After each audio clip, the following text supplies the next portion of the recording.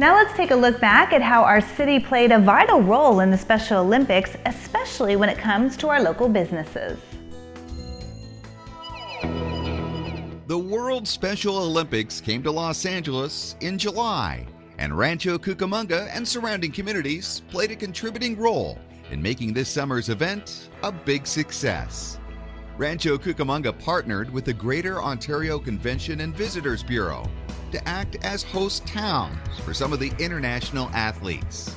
More than 100 Special Olympians from places like Iceland, Iraq, and the Ivory Coast called Rancho and Ontario home in the days leading up to the Games.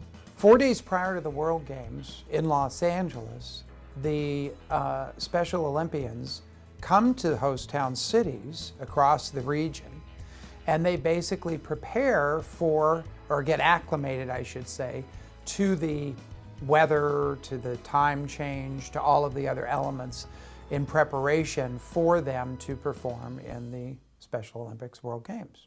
It also gave them a chance to get acclimated to our culture. They get to learn about other communities from which they may not have been familiar, specifically the United States and our customs and things like that here, in which they may not have been familiar with in other countries. It's said that the Special Olympics in LA contributed $126 million to the Southern California economy. And while hosting the Special Olympians in Rancho for those 4 days before the event was special, it was not without a lot of hard work from volunteers and support from the community and area businesses. Many of the dollars spent from the athletes and visitors are spent on our local businesses and so on and so forth, but most of the services that were provided for the athletes were provided on a complimentary basis or donated.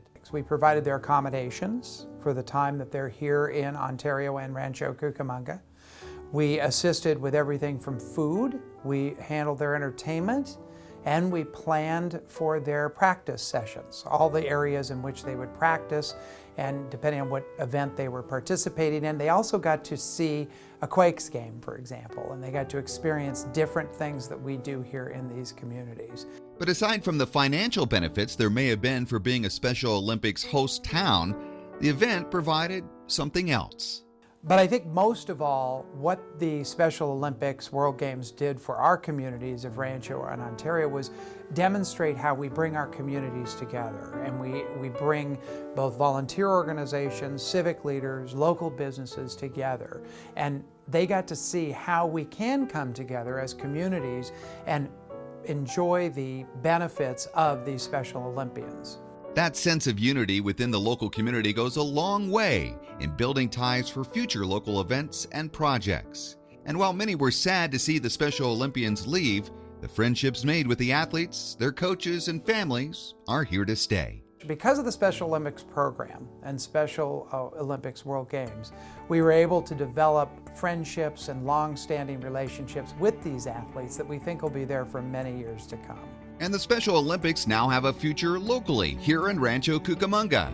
City officials have announced plans to institute a Special Olympics program starting next July for local residents who suffer from intellectual disabilities.